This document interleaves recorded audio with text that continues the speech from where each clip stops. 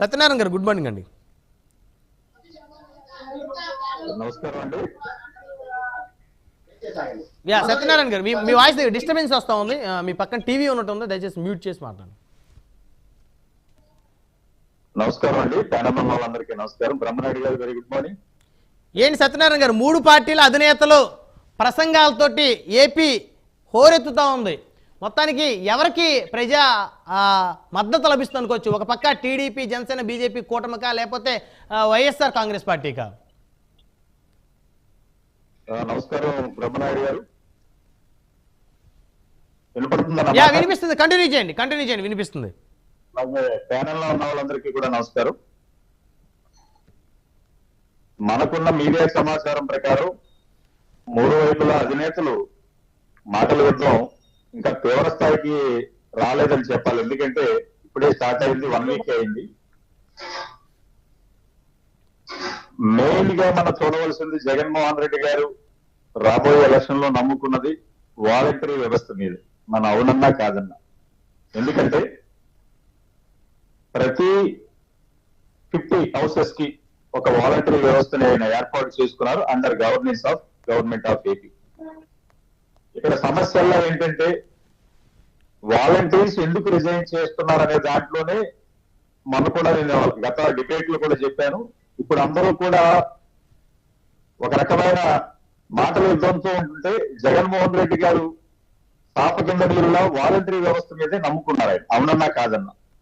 ఎందుకు ఈ వ్యవస్థ నమ్ముకున్నారంటే ప్రతి 50 ఇంటిల్లో కూడా ఆల్రెడీ ఒక 8 సర్వేలు ఇప్పుడు వాలంటరీ ద్వారానే చేస్తారు. ఒక విలేజ్ లో ఒక 50 ఇళ్లలో ఎవరెవరు టీడీపీ, ఎవరెవరు జనసేన, బీజేపీ, వైఎస్ఆర్ సిపి ఉన్నారు, ఎవరెవరికి సంక్షేమ పథకాలు అందజేస్తున్నాం, ఎవరు గవర్నమెంట్ కి విల్లింగ్ ఉన్నారు, ఎవరు ఎగెనిస్ట్ గా ఉన్నారు, ఇదంతా డేటా అంతా తెప్పించుకునే దాని ద్వారా మనం ఏ గ్రామాల్లో ఎలా మనం బ్యాకప్ చేసుకుంటే మన గవర్నమెంట్ వస్తుంది అనేది ఆ అనాలిసిస్ లో చాలా ముందున్నాడు జగన్మోహన్ రెడ్డి గారు.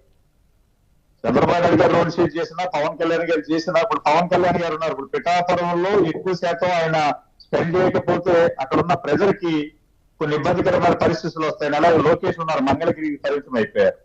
జగన్మోహన్ రెడ్డి గారు రోడ్ షో చేస్తున్నారు. ఇప్పుడు జనాలు ఎవరికి వచ్చినా రాకపోయినా ఆ చుట్టుపక్కల కాన్స్టిట్యున్సీ ఎమ్మెల్యేలు జనాల్ని అక్కడికి మొబిలైజ్ చేస్తారనేది ప్రతి ప్యానల్ ఉన్న వాళ్ళకి కానీ అందరికీ కూడా తెలిసిన వ్యవహారమే. ఇది కొత్తగా మనం ఏదో కొత్తగా చేసింది లేదు. కానీ వాళ్ళందరూ ఓటుగా మార్చడంలోనే అసలు స్ట్రాటజీ అనేది బయటపడుతుంది. ఇక వాలంటరీ వ్యవస్థలో రిజైన్ చేస్తున్నారు చూసారా, దాన్ని మనం అందరూ కంపల్సరీ లోతుగా విశ్లేషణ చేయాలి. ఇది మళ్ళీ మనం ఒక చర్చ కూడా పెట్టాలి మీరు బ్రహ్మనాయుడు గారు. ఎందుకంటే ఎందుకు రిజైన్ చేస్తున్నారు?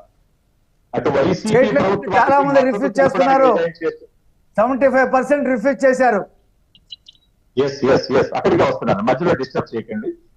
ఎందుకు రిజైన్ చేస్తున్నారు? 75% రిజైన్ చేశారు. మళ్ళీ రిఫ్యూజ్ చేశారండి 75%. కొత్తగా 75% వ్యతిరేకించారు రిజైన్ ని. ఒక్క నిమిషం.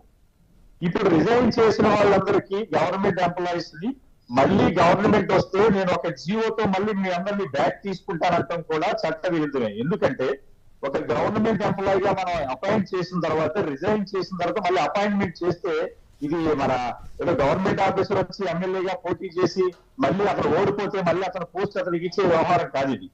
సో దట్ ఎట్టి పరిస్థితుల్లో మన గవర్నమెంట్ అనేది ఇక్కడ రిజైన్ చేస్తున్న వాళ్ళకి 100% ఒక ఇన్సూరెన్స్ ఇస్తుంది. ఏమనంటే మీరు రాబోయే రోజుల్లో మీరు పార్టీలో ఉంటే ప్రతిపక్షాలు కానీ ఈ కూటమి వాళ్ళు మిమ్మల్ని కంపల్సరీ ప్రజలకి మాకు మద్దతు ఇస్తున్నారని చెప్తే మీకు ఇబ్బందికరమైన పరిస్థితులు ఉంటాయి. కాబట్టి మీరు రిజైన్ చేసి ప్రజాక్షేత్రంలోకి రండి, మీ ఏరియాలో ఉన్న ఎమ్మెల్యేకి మీరు సపోర్ట్ చేయండి.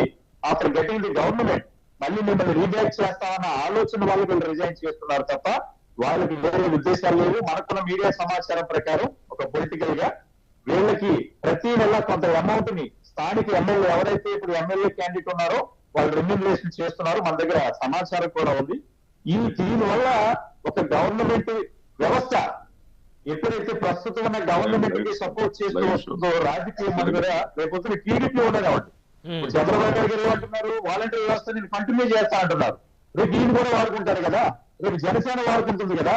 ఎవరైనా వాడుకున్నా ఎవరికైనా ఇదే ఇబ్బందులు ఎదురవుతాయి కదా. అంటే గవర్నమెంట్ ఆఫీసర్ వెళ్ళి ప్రజెంట్ ఉన్న గవర్నమెంట్ గా మీరు ఓటు ఇవ్వాలి, లేకపోతే నేనే మీ దగ్గరికి వచ్చే సంక్షేమ పథకాలను కట్ చేస్తాను అనే స్థితికి మన గవర్నమెంట్ వ్యవస్థ వెళ్ళిపోతే ఇది ప్రజాస్వామ్యానికి మనుగడకి చాలా విరుద్ధం ఇది.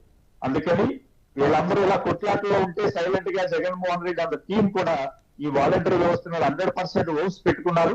ఎందుకంటే ఒక 50%లలో 50% అయినా వైఎస్ఆర్ సిపి కనుక వాళ్ళు ఓట్ పూలింగ్ చేయగలిగితే మన గవర్నమెంట్ సునాయాసంగా నెగ్గుతుందని ఒక ధీమాతో జగన్మోహన్ రెడ్డి గారు ఉన్నారు. ఇక్కడ మీరు ఇందాక అన్నారు మాటల యుద్ధం అని.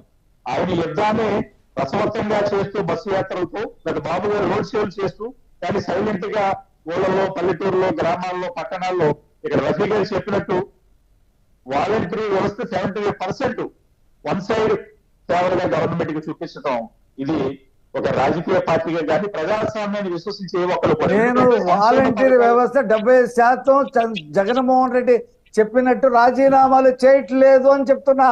నేను చెప్పింది మీరు అర్థం చేసుకోకుండా నాకు రివర్స్ లో చెప్తున్నారు. మీరు they are refuse for resign.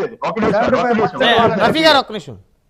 చేయట్లేదు అంటే అదే చెప్తున్నాను. కూటమి వాళ్ళు కూటమి వాళ్ళ దగ్గర అవేర్నెస్ వచ్చాక చంద్రబాబు నాయుడు గారు కూడా రోడ్ షోలో మీ వాలంటరీ వ్యవస్థని నేను రద్దు చేయట్లేదు, మీ ఎవరైతే ఏజెడ్ పర్సన్స్ ఉన్నారో వాళ్ళందరికీ సంక్షేమ పథకాల్లో మీ పెన్షన్ ఇంటింటికి ఎలాగైతే గత ప్రభుత్వం చేసిందో నేను అదేవిధంగా కొనసాగిస్తానన్న తర్వాత గత వారం రోజుల నుంచి వాలంటీర్స్ రెసిగ్నేషన్స్ కొంత ఆగింది. మీరు చెప్పింది వాస్తవే, అంతకుముందు జరిగింది మీకు నేను చెప్తున్నాను.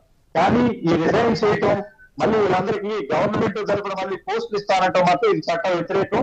రేపొద్దున ఎవరన్నా కోర్టుకు వెళ్తే మాత్రం కోర్టు కూడా అక్షింతలు వేస్తుంది. ఎప్పుడైతే రిజైన్ చేస్తారో వాళ్ళందరూ పర్మనెంట్ గా డిస్మిస్ చేసి వాళ్ళకి గవర్నమెంట్ జాబ్ రాకుండా చేస్తేనే గవర్నమెంట్ పోస్టుకు వాల్యూ ఉంటుంది, భయం ఉంటుంది. ఒక గవర్నమెంట్ సర్వీస్ గా గవర్నమెంట్ సంక్షేమ పథకాలు అందజేయాలి తప్ప మీకు ఆ పథకాలు అందాలంటే మాత్రం మీరు ఇప్పుడున్న గవర్నమెంట్ కి చంద్రబాబు నాయుడు అవ్వచ్చు, జగన్మోహన్ రెడ్డి అవ్వచ్చు, ఇంకో XYZ ఎవరైనా అవ్వచ్చు. ఇది చాలా పద్ధతి కాదు.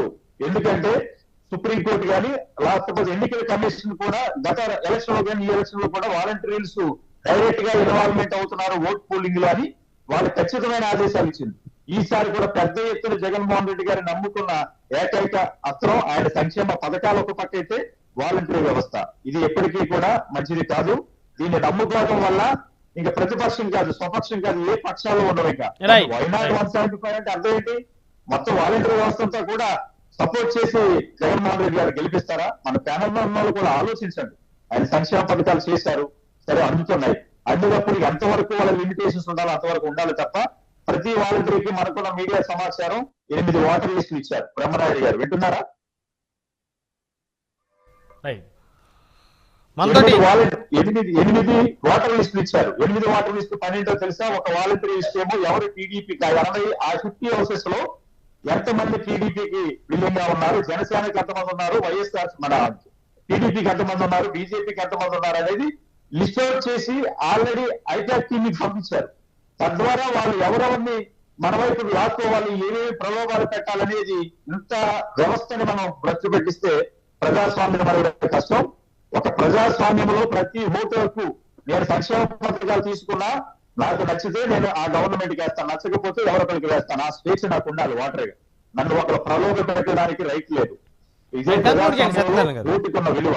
దాన్ని కాపాడాలంటే చదువుకున్న విద్యార్థివేత్తలు, రాజకీయ నాయకులు అందరూ కూడా తెలివిగా ఆలోచించి ఏదైతే మన రాజధాని లేదో, ఏదైతే మనకి రాష్ట్రం ఏదైనా ఇబ్బందుల్లో ఉందో ఆ విధంగా ముందుకు వెళ్ళాలని ఒక పొలిటికల్ అడ్వైజర్ గా నా యొక్క ప్యానల్ ఉన్న వాళ్ళకి కానీ, మన మీడియా ద్వారా మన ఛానల్ వీక్షించే మన ప్రైమరీ న్యూస్ వీక్షకులకు కానీ మీడియా కొంత అత్యోహం చూపిస్తుంది, ఏదో జరిగిపోతుందని. ఏది జరగట్లేదు. జనాలకి మ్యాక్సిమం అర్థమైంది. ఇంకొక 30 రోజుల్లో మిగతా వాళ్ళందరూ కూడా రోడ్ షోలో ఇంకా గవర్నమెంట్ ఏమేమి చేసింది, గవర్నమెంట్ ఏమేమి చేయబోతుందని ఇటు కూటమి కానీ అటు జగన్మోహన్ రెడ్డి కానీ ఇంకా లోతుగా విశ్లేషణ చేస్తారు. ఏం చేసినా కూడా ఫ్యూచర్ లో రాబోయే రోజుల్లో మాత్రం 100% ప్రజలు ఎట్టి పరిస్థితుల్లో ఏదైతే రేపు జరగబోయే ఎలక్షన్ లో రాష్ట్రం బాగుపడాలంటే ఏం చేయాలో దాన్ని ఆల్రెడీ డిసైడ్ చేశారు.